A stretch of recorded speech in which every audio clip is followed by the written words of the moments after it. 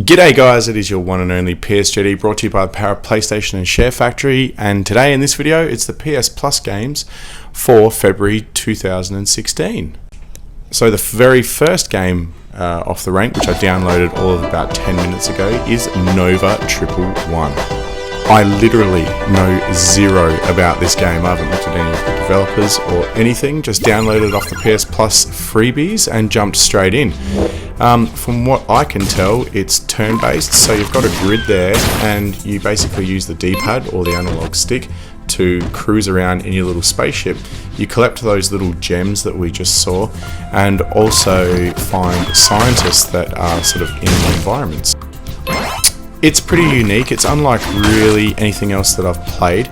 You've got to avoid some of these enemies. It's almost like playing an animated version of chess, but probably with not as many enemies. Now, I didn't get too far into this game, but the more and more I played it, the more and more I enjoyed it. It's not really something that I would usually look at, and it was interesting just to have a bit of a crack at something different. What I did find about it actually is that it was quite refreshing in a way, because there wasn't a lot happening. It was very simple to think through.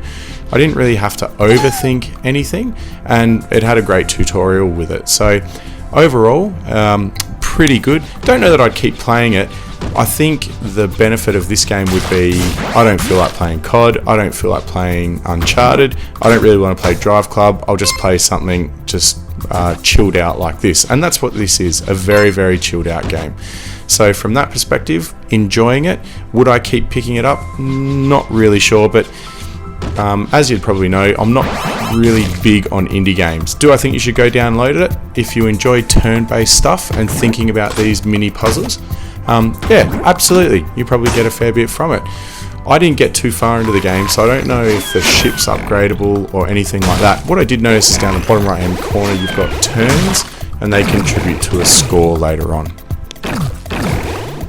Now, while this finishes off, I think I get caned right there. We're going to move on to Nom Nom Galaxy, done by Pixel Junk. Now, I played the Tower Defense Pixel Junk, I think it was Pixel Junk Shooters, on the PlayStation 3, and almost could not get enough of it. Now, I included the previous screen just there to show you that it had a co-op menu, so I'm figuring you can play that with friends if you wanted to. You might even be able to get into a lobby. I didn't look at that component. I wasn't really interested in it, so just jumped straight into the game. Now, the thing that got me about this game straight up is the amount of colour.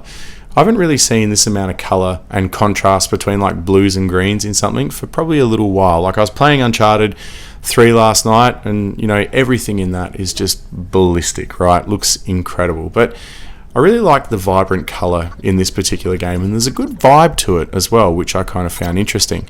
Now, the best part for me about this game was the tutorials, where that little robot just came up and told us what we were doing, and then the menu down the bottom here were really, really good and really, really helpful. So a lot of the time, like, it takes me longer than 15 or 20 minutes to kind of work out what's going on in some of these games, but this one, I reckon I got the handle of it in probably 5 or 10 minutes. Not that much quicker, but still good. And I guess that can largely be attributed to the way the game is designed. Now, top left hand corner, I'm collecting materials up there. There's also a saw that I've just picked up, and I'm just like demolishing stuff. The blue bar is for oxygen. My little dude is on this planet, and when he goes into areas that look like little Milky Ways up there or galaxies, that's where he replenishes his oxygen. Now, the red part, I think that's his actual health meter. Now, what I worked out from this, it's a bit the same as the other one, right? Like, just smash stuff up, collect stuff, and once you do that, you kind of grab the materials that you have farmed, I guess, and you bring it back somewhere and you build stuff. And that's kind of where I got up to in this particular one. So you'll see there's a little gap just here that the tutorial's pointing to. Now, I had enough materials to build the item that needed to go into there. Now, it did get a little bit tricky here because I started using a build menu amongst the other menus to make him go faster, and I didn't mind that. Like, I realized, like, I was taking this clip, and before I even realized, I'd put 5 minutes onto the clip. Now, I try to make these things under 3 minutes, and I was finding that a little bit hard, but it's actually it's something very different. Like, incorporates a little bit of building and a little bit of platforming, I guess. So in terms of the experience, it is different to Nova 111.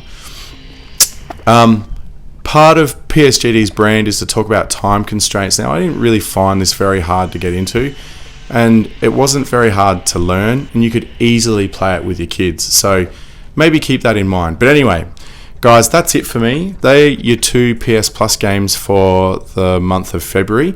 I reckon they're worth getting a look at, and probably this one more so than Nova. But I'll leave that decision up to you. Guys, thanks for taking the time to watch, and as always, appreciate your time and enjoy the PlayStation gaming. Until next time, see you later, everyone.